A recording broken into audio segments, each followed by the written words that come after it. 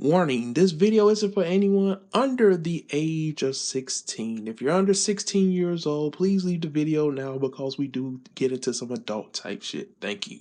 Guys, for me it's been almost 6 years since I've been able to say this.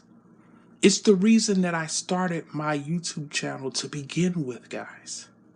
Bleach has returned.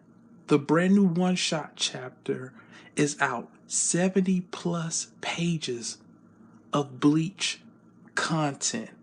And I know they said that this is a one-shot, but this is easily the start to a brand new arc in Bleach. Easily. And we're here to talk about it.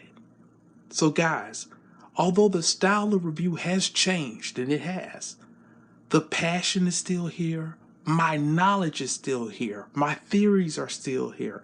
And Mihoshi is still right here, guys. For all my old fans out there. So let's get started on, I can't believe I'm saying this after so long. Let's get started on this brand new Bleach review, guys. Bleach, the one shot. So before I even get started, I still can't believe that Bleach is back. Like it's back.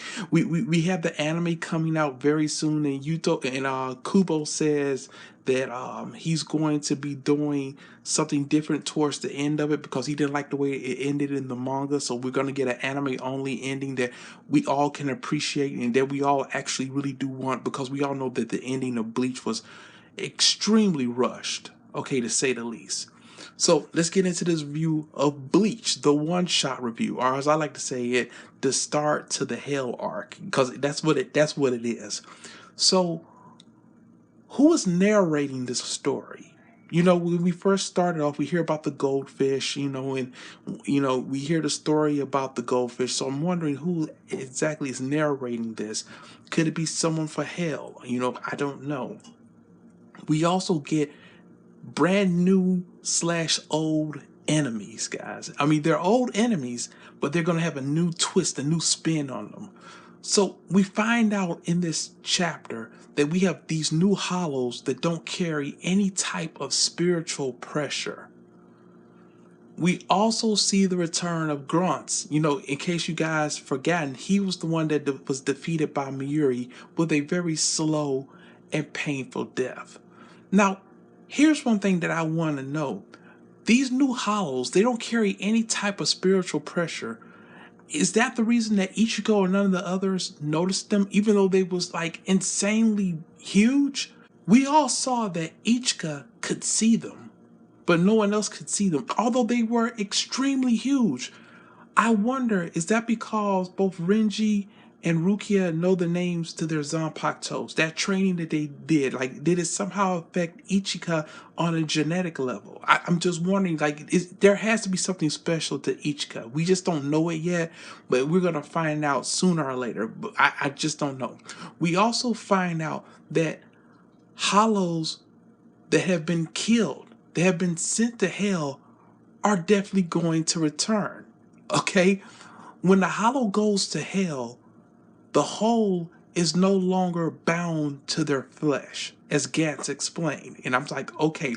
Now, with that being said, guys, and we know that we're going to get the return of hollows that have already been killed and already been sent to Hell, the ones that have already been dusted, the two names that pop out, Ukiura and Baragon, those are the two big names that everybody is thinking about. And those are the two big names that everybody wants to see return. Can you imagine what it's going to look like when Ukiura returns back from Hell? I can't even picture that. We also learn from Sunsui that Reishi, third class and up, the captain level, are indeed cast into Hell. Because the reason is you guys can have Reishi just running wild, so you have to send it to Hell. Think about it. How serendipitous is that? Well, I wouldn't say serendipitous, but how ironic is that? The Soul Society, the Shinigami, they killed all the Quincy's because the Quincy's was upsetting the balance. But when you look at it, when you look at what the Soul Reapers are doing, now the balance has truly been, upsetted. where you got Hell's Gates literally opening up. And we already confirmed, from Grunts himself, that we're going to get Old Man Yama coming back. We're going to get Unohana coming back. We're definitely getting Ukitake coming back. There's one name that he didn't mention that I'm going to throw in there, guys, that has to come back as well, and that's Tosin. Tosin is definitely coming back. And when Tosin comes back, that's going to be on a whole different level. We also find out within this chapter that the spiritual pressures of Juhabak and Aizen were holding the gates of hell shut, or holding them at bay. So in my mind, wouldn't it make more sense that we see what's happening, we see what's going on, to let a little bit of Aizen out of chair Sama? Let Aizen stand up for a little bit and let his, Reishi kick in so then he can hold the doors of hell shut. But again, I know Aizen is extremely dangerous. I get that. I understand that. But what's more dangerous? Aizen running free, or literally the gates of hell opening up and having past captains come back to kill you, and not even just them, not even just past captains, past hollows that are captain level as well. Ukiura, Baragon. What's more dangerous? That's what you have to wonder for yourself. And here's something else I'm thinking about. It was said that the spiritual pressures of Juhabak and Aizen were holding the gates of hell shut, right? They were holding them at bay, right? Does that also mean that Quincy's are in hell too, and they're going to come back of captain level, of Reishi that's third class and up? Because that means that Hashwaltz is coming back. And if Hashwaltz comes back, that's really something to be worried about. So again, that's why I say, let Aizen, at least a little part of him, out of that damn chair. If Hashwaltz is coming back, if Unohana is coming back, if Old Man Yama is coming back, if Ukitake is coming back, if Tosin, which I honestly believe is coming back, if you have Ukihara coming back, Baragon coming back, I would much rather have Aizen come back and a little part of him than all of that from hell coming back. But that's just me. Let's talk about some new friends, some new allies, and this was really cool as well. We're talking about Yu Uehara. Okay, she's Squad 8's new vice captain, aka, as I've dubbed her, Bear Bay. Bear Bay. And I was wondering, where her Zanpakuto was, but her Zanpakuto is actually in her fingernails. That's how it transforms. Like, I had to look closely. I was wondering, like, where's her Zanpakuto at? But it's actually her fingernails, and that's really cool. She's the first ever gal Soul Reaper, because they now have TV now. We're going to talk about that a little bit later on within this review. But because Soul Society has TV now, she's the first ever gal Soul Reaper, which is all right.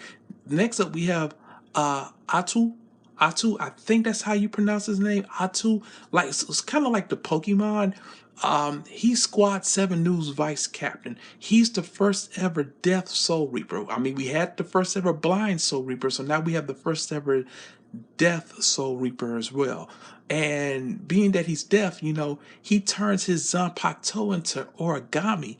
In this case, he turned it into hawks, and then he manifests those hawks into real hawks and was able to destroy that hollow, which was really cool. I really like that. We get the return of Kira. Kira is looking way different and much better than the last time that we saw him in the manga. And I do believe that that's all going to be changed once the anime comes out, because again, I believe that was Kubo being rushed and he didn't want Kira to look like that. But again, he's alive, so obviously he had plans to bring Kira back, but I don't think that he was going to bring him back looking exactly in the form that we saw him in the Blood War arc. So again, glad to see that Kira is back. Also, I see that Kubo is already planting the seeds of the Kazu Ichika ship. I see that as well. We all saw it, and I believe that's to make fans happy, because as we saw, a lot of fans were upset because Ichigo didn't end up with Rukia. A lot of fans burnt their Bleach volumes because of that. I noticed that as well. So I think this is for the fans that couldn't get the Ichigo Rukia relationship that they really wanted. They're gonna pass it down to their kids and have it with the Kazu Ichika ship, which I'm okay with. They can get along. But I found it funny. As soon as Rukia heard Ichigo's voice, her face lit up. It really lit up. And I'm not saying that I'm not really a shipper type guy. You guys know me that follow my channel. I've never been one for ships or anything like that. But you can see that there's still something there, because as soon as Rukia hears Ichigo's voice, her face just immediately lights up. I love the fact that Mayuri is pissed that Urahara is developing all this new technology that's loved by all in Soul Society. He's developing TVs now so that people in Soul Society can see TV from the human world as well. That's really cool. He's also developing new technology to contact people with, smart cell phones where you can see each other's faces. He's doing all of that. And I believe that Soul Society, by the end of whatever is about to happen, is going to end up like the Hidden Leaf Village, in Boruto, where it's still the Hidden Leaf Village, but it's becoming more modern, different technologies. I think that's what's going to happen to Soul Society as well. It's becoming more modern, and it's going to have all these new technologies. It's going to have TVs. It's going to have cell phones. It may have new transportation devices as well. I believe all that is going to happen, that it's going to become modernized. I love the dynamic that Ichika believes that Ikaku is actually the student and she's the master. The Hell Butterflies. Now this one right here, it really caught me off guard because I wasn't thinking about that. But Hell has been watching everything that's been happening in the universe of Bleach, from when we first seen Ichigo to Aizen to everything. The Hell Butterflies have been around, and they have been watching and seeing everything. Hell has been keeping an eye on what's been happening, and they've been using it with the Hell Butterflies. Now let's talk about Kazu. It's time to wrap this review up very soon. Let's talk about Kazu. I'm wondering, where did he take the soul? The guy that was crying at the very beginning of the chapter. At first I thought he was taking him to Soul Society. But when you think about it and when you look, all those Hell Butterflies were around it, that portal, that gateway. And if you notice those teeth, it looked very ominous. So maybe it wasn't Soul Society. Maybe Kazu's being tricked by somebody. He's actually taking souls to hell and he doesn't realize it, because he's being tricked by someone. Who that person is, I don't know. But he said, come on, everybody is here. But when you really think about it, if you notice, when he claps 3 times at the very beginning to open up the gateway, the portal, when he claps 3 times, the same eyes that pop up after he claps 3 times are the same eyes that are on the gates of hell. It's the exact same eyes. So I'm wondering, is it actually Soul Society that he's actually sending these souls to? Or is he actually sending them to hell, but he doesn't realize it because someone has made him believe that he's actually doing a good job, but he just doesn't know? That's what I want to know. Because I was looking at it, and when he clapped 3 times, those eyes popped up. And if you look at the very end of this chapter, those same exact eyes are on the gates of hell. Now, Kaon, she got skewered. I'm going to end it off with that. And I bet she was like, wow, this is what Momo must have felt like from those hollows. And isn't it funny? Isn't it funny that the new design for the hollows, the ones that come back from hell, they have these halos around them to make them look all angelic. Isn't that funny? Isn't that really funny? And again, I just find it hilarious to me that the Soul Reapers, and I know I'm repeating myself, but I just want to stress this point really quick because I'm about to wrap up this review. I find it so funny. This is bonus footage, actually. That's what this is. This is bonus footage. The review is over. It's done. Thanks for coming. Welcome to bonus footage. Yeah, guys, we taking it back. But I find it funny that the Soul Reapers killed all these Quincy's because they felt that the Quincy's was disrupting the balance. But at the same time, these Soul Reapers were sending their own You know, the ones that fall in battle, their own comrades, sending them to hell. Because what else are we going to do? We just have their Reishi just flying around. What else are we going to do? We'll just send them to hell. Rukia couldn't believe it. She was like, no, tell me this isn't true. Like, we're not doing this, right? We can't be doing this, right? Susui was like, yeah, I guess so. I didn't believe it first, but I guess it's true. That's what we're doing. I could not. That's what the whole ceremony was. And I just couldn't believe that. You killed all these Quincy's because you felt they was doing wrong, but you was actually sending your own comrades to hell. The ones that achieved the power to do what you wanted them to do. All the vice captains of the past, all the captains of the past that have died, you know, in honor to protect Soul Society, to protect the balance that you thought you were doing, you send them to hell. That's something else. That's fucked up. That's what that is. But hey, that'll do it, guys. Thank you so much. That's been my review for Bleach. It's been a while since I've been able to say that. I hope you guys enjoyed it. And I will catch you guys, hopefully, with another chapter of Bleach, because I think Bleach may be actually back. And if Bleach is back, if this is the start to a brand new arc, and I really believe that it is, I can't wait. And Ichigo was a G real quick. Before I go, Ichigo was a G throughout this whole fucking chapter.